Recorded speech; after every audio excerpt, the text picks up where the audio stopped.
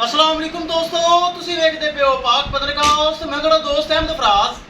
दोस्तों सब तो पहले रिक्वेस्ट है चैनल को सब्सक्राइब कर लो, फेसबुक वाले बरावीर बहुत अच्छे पेज को फॉलो कर लो। किसी बरावीर मशीनों से दिखाई चाहिए तो वे बाएतमाद और भरोसे नाल परचेज कर सकता है।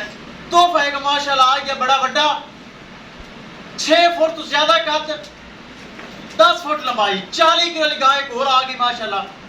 ओदा दीदार करवावांगा। किसे बराबर ਨੂੰ ਚਾਹੀਦਾ ਹੋਵੇ ਰਾਬਤਾ ਕਰੇ WhatsApp ਤੇ ਵੀਡੀਓ ਮੰਗਵਾ ਦੇ। ਇਹ ਜੋੜਾ ਲਗਾਇਆ ਸੀ ਮਾਸ਼ਾਅੱਲਾ ਭਰਾਵਾਂ ਵੇਖੋ ਹੋਣਾ ਜਿਸ ਤਰ੍ਹਾਂ ਬਰਾਬਰ ਮੇਰੇ ਤੇ ਇਤਮਾਦ ਕਰਦੇ हैं। ਇਹ ਚੈੱਕ ਕਰੋ ਚੋਲਸਤਾਨੀ ਫਿਰ ਨਵੀਂ ਆਈ ਵੀਡੀਓ ਤੇ ਲੱਗੀ ਨੇ ਨਜ਼ਰ ਹੁਸੈਨ ਹਸਨ ਅਬਦਾਲ ਰਾਵਲਪਿੰਡੀ ਇਹ ਜਾ ਰਹੀ ਮਾਸ਼ਾਅੱਲਾ। ਇਹ ਜਰਸੀ ਕ੍ਰਾਸ ਲਗਾਈ ਸੀ ਚੈੱਕ ਕਰੋ ਪਹਿਲੇ ਨੰਬਰ ਚ ਦੋਂਦੀ ਇਹ ਮਾਸ਼ਾਅੱਲਾ यासिन भाई जड़ा वाला फैसलाबाद भाई यासिन भाई उधर जाएगी। नजर हुसैन हसन अब्दाल रावलपिंडी उधर जाएगी। ये दो गावां लोडिंग वास्ते तैयार है। कैमरामैन साहब गड्डी नंबर एक चीज करो क्लियर तो दोवें गावां छाड़ के करो लो ले चलो माशाल्लाह। जर्सी लगाई सी जा रही ए दोनों जा रही हैं। इस तो इलावा एक हथियार आ गया बड़ा वड्डा वड्डी गां आ गई एक और किसे बराबर नु चाहिए होवे राबता करदा है।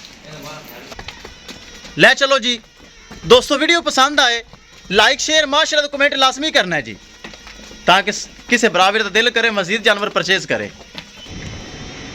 ए चेक करो माशाल्लाह जर्सी लगाई सी ए चेक करो ए जर्सी जा रही जे ए चेक करो ए दूसरी लगाई सी माशाल्लाह वच्छी वाली ए चेक करो जा रही। किसी मेरे बराबर नू मजीद जानवर चाहिए होवे राबता करके परचेज कर सकता है। विखाइए गड्डी नंबर एक चीज़ करिए क्लियर कर दो यार लोड कर दो लो जी। किसे मेरे बराबर नू गारंटी वाला जानवर एतमाद और भरोसे वाला जानवर चाहिए होवे पाक पतन काउस से मौजूद होंदा है। अच्छे जानवर मयारी जानवर दोस्तों पाक पतन काउस से मौजूद होंदे हैं।